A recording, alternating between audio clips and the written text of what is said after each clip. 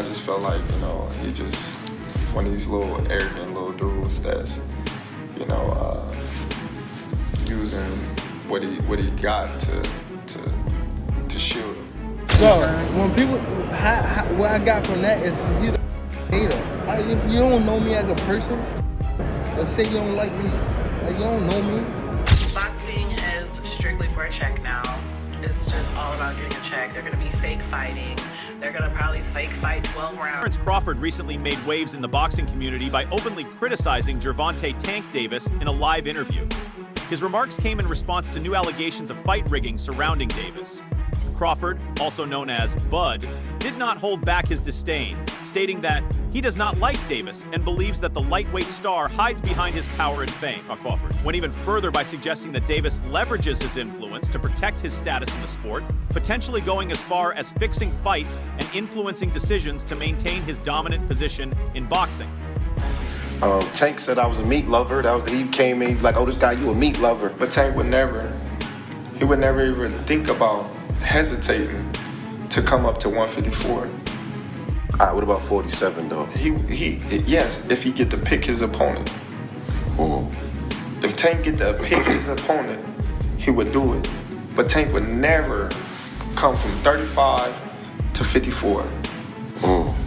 Y'all got into it on social media around that time. Y'all was doing the back and forth. Is that just you being competitive, like when that happens? Or man, is it like... I just really don't like that dude. Why though? Cause I just don't like him. Like, I really don't like him. I don't like. Just not your cup of tea. That's just not your. Yeah, I don't like nothing about him. No, I don't like nothing about him. I just felt like, he just one of these little arrogant little dudes that's, using what he got to shield him. Like, he got a lot of security guards around him, and he know. He's in the limelight and stuff like that, but in certain situations, he wouldn't be acting like that. Do you like him as a fighter, though? Yeah, he's a damn good fighter. Yeah. I respect him as a fighter. Yeah. He definitely got skills, he got power, he got tremendous boxing ability, but, like, his core personality and his ways, nah. Continuing his critique, Terence Crawford openly mocked Gervonta Davis, challenging his credibility as a true fighter. He asserted that if Davis genuinely aspired to greatness, he should step up and face tougher competition, including himself. Crawford's comments cast doubt on Davis's willingness to take on real challenges, implying that he deliberately avoids difficult opponents to safeguard his undefeated record. According to Crawford, Davis's career has been carefully managed to maintain an aura of invincibility rather than proving himself against the best in the sport. See, this is why I just don't watch boxing anymore, because Lamont Roach versus Gervonta Davis, are we being so fucking serious right now? Boxing is strictly for a check now. It's just all about getting a check. They're going to be fake fighting. They're going to probably fake fight 12 rounds so they get the max amount of money. Gervonta Davis said he was going to retire after this so he could get... Okay, now it's the Jig's turn to talk. Let's talk about it. Is Gervonta Davis fighting Roach? Or is Roach fighting Tank for a check? Absolutely, I'll give it to him. He's not going to win this fight. Fuck it. And as much as guys seem like I hate Tank, which I really don't, you would think I would agree with her on some aspects of her argument, point, statement, whatever the fuck you want to call this bullshit. They're going to fake fight for 12 to maximize the payout. These guys don't get paid by the hour. Let's be blunt, let's be honest, let's get strictly to the point.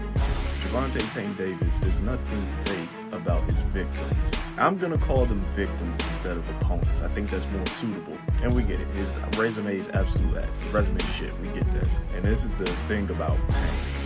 Bombs are going to drop from this guy.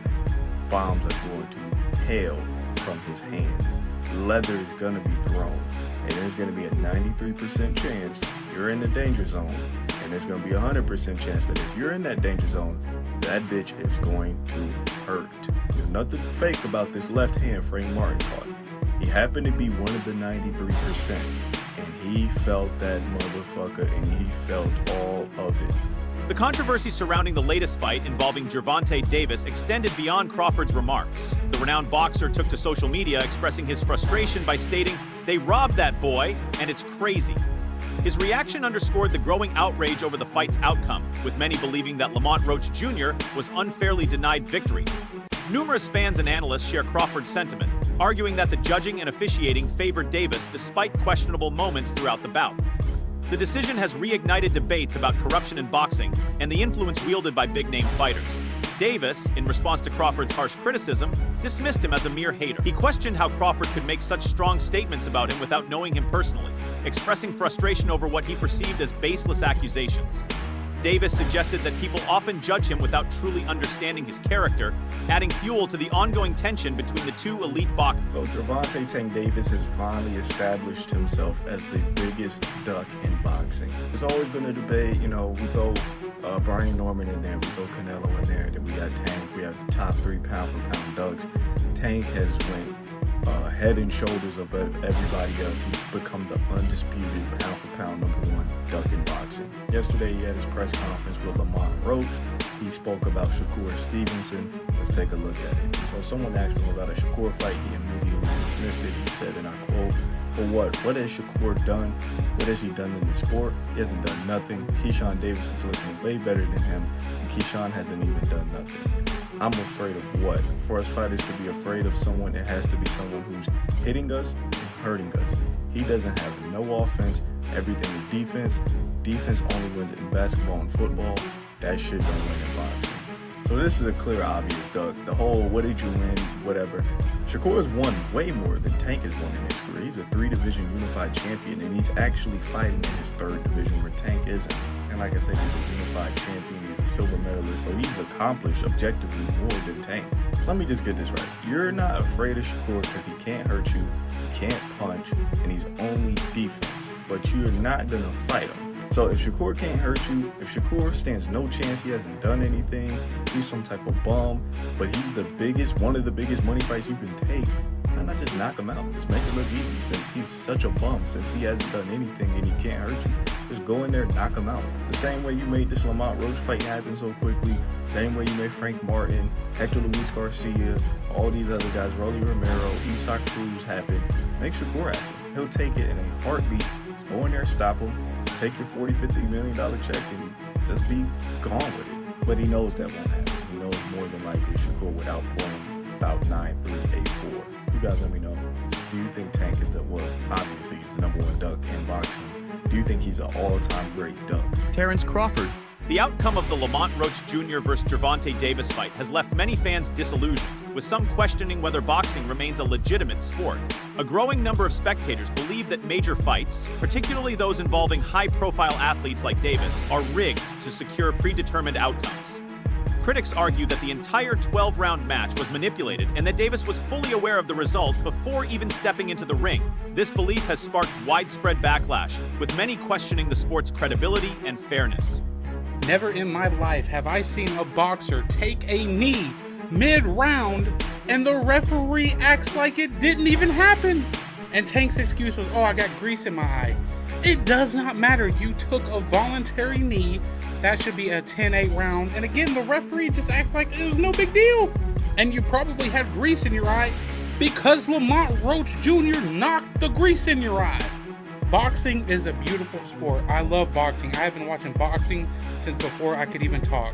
But it is the most corrupt sport in the world, and there truly is not a second place that's even close. They ended up scoring this fight a draw, which was BS even without the knockdown. But with the knockdown, this should have been a clear victory for Lamont Roach Jr. Just actually embarrassing for the sport of boxing. But everybody will wake up tomorrow. Everything will go back to normal. Nobody will care until the next robbery happens. It's old. It really is. But that's boxing for you. What can you do? One of the most significant criticisms levied against Gervonta Davis is that he actively avoids facing top-tier opponents who pose a genuine threat to his record. Many boxing analysts claim that Davis carefully cherry-picks his fights, ensuring that he only steps into the ring against opponents he is confident he can defeat. This strategic approach has become evident in his reluctance to grant Ryan Garcia a rematch and his decision to sidestep a potential fight with Terence Crawford. By selectively choosing his opponents, Davis is accused of prioritizing an undefeated record over proving himself against elite competition. 6. The rounds, and before the action begins, so the clock hasn't started, the punches aren't being exchanged, and he goes, "Referee, I have a problem." and takes a knee in that moment, the referee can address it. Well, the round hasn't started. What's going on with you? You know, you've had your minute. What's going on? A bit of grease has gone into my eye, referee. I can't see. Okay, and hold it. Get in. Clean his eye. Boom. Sound. Everything good. You can't do that mid-round. If you do that mid-round, especially after Roach has just landed a jab, for all we know. What if one of his knuckles just went straight into the eye? It's only a daft range-finding jab, but what if the knuckle or the thumb went into Gervonta Davis's eye? Maybe it pushed that little innocuous jab, maybe it pushed the eyelashes under his eyelid so he couldn't see, he was blurred in that eye. Maybe in that second he couldn't open his eye. He panics, he takes a knee, runs to the corner, can't see out my eye. They get a towel, stroke it back. You can't do that. I'm sorry, this is a fight. You can't do that. You can't clean, without the referee saying, come in and clean his eye. You can't clean his eye without the referee stopping the fight. The fighter can't stop the fight. Steve Willis's initial instincts were dead right. He should have said, what are you doing? I had something in the eye. I'm going, oh, fuck. I've got to take a point off. He hit you with a jab. You took a knee and he walked away. You weren't defending yourself. I have to take a point off. And in that moment, Steve Willis had to take, I'm sorry, mate. I don't give a fuck whose show it is. Come with me, stay there. Point off, point off, point off. His frustration regarding the referee's decision during the Davis versus Roach fight. Taking to Twitter, he openly called out the controversial ruling, stating, "I've never seen someone take a knee and they don't count it as a knockdown. Must have forgotten the rules for tonight." Crawford's comments reflected the widespread disbelief among fans and experts over the handling of the match, further fueling speculation that the fight was rigged. His remarks have contributed to the growing demand for stricter officiating and greater transparency in major boxing events. The decision to ignore Davis's knee as a knockdown has sent shockwaves through the boxing community.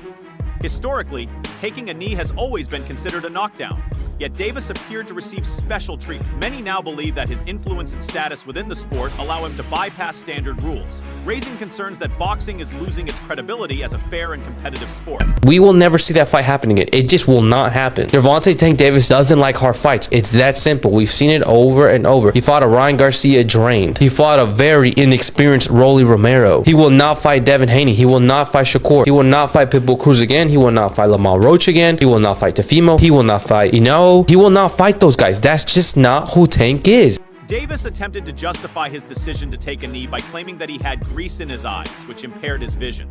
However, boxing experts quickly dismissed this excuse, pointing out that if Davis had such an issue, he should have alerted the referee before the round began.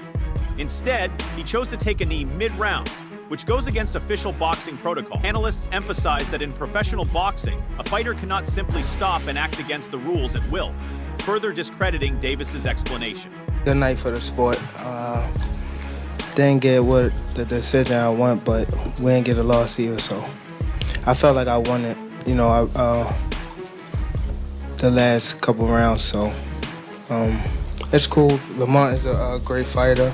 Hopefully I can get that rematch because I know what I can do in a fight, but it's cool. Any questions? Okay. Tank, it's KG with Fight Hype. I wanted to ask Tank, when the decision was read, the way that you reacted, it looked like you was upset. You slammed your gloves on the canvas. What was going through your mind when you heard the decision? I didn't slam my glove on the canvas.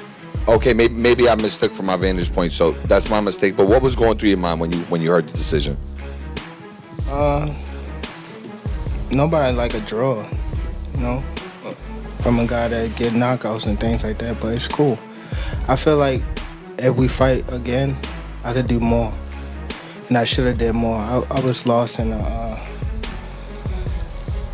lost track in the rounds. That's why we need. As for a potential rematch, it remains uncertain whether Gervonta Davis will agree to face Lamont Roach Jr. again. Many believe that Davis is actively avoiding tough opponents, which could explain the lack of confirmation for a rematch. Just as he has yet to grant Ryan Garcia a second fight, speculation is growing that Davis may never step into the ring with Roach again, reinforcing the notion that he carefully manages his matchups to maintain his undefeated status. The knockdown with Tank. That was a knockdown, without a doubt. You can't spin it no other way. It's too clear. And I think the commission needs to do something about it because it can give me an incentive, anytime I'm not feeling good in a fight, take a knee. Will they set a precedent? And that's not a shot at Tank. I respect Tank and I like Tank a lot. but you can't do that shit. They reversed the result of your fight. Yeah. Should they reverse the result of that fight as well? Just depends. Like if that changes the whole fight, if that gives Roach a victory, give him the victory. That's how you keep the integrity of the sport, right? That's why they suspended me, right, to keep the integrity of the sport. So I feel like if you're gonna do it to me, you got to do it to everybody. Even after the intense controversy surrounding the fight, Gervonta Davis remained dismissive of the backlash. During a post-fight press conference, he asserted that he believed he had won the fight and defended his decision to take a knee. Davis even claimed that he was unaware he could be disqualified for such an action, further trivializing the matter. Making things worse, Davis laughed off the entire incident, treating it as a joke. This attitude was perceived by many as a blatant disregard for boxing rules, strengthening the belief that he receives preferential treatment in major fights. The knockdown with Tank.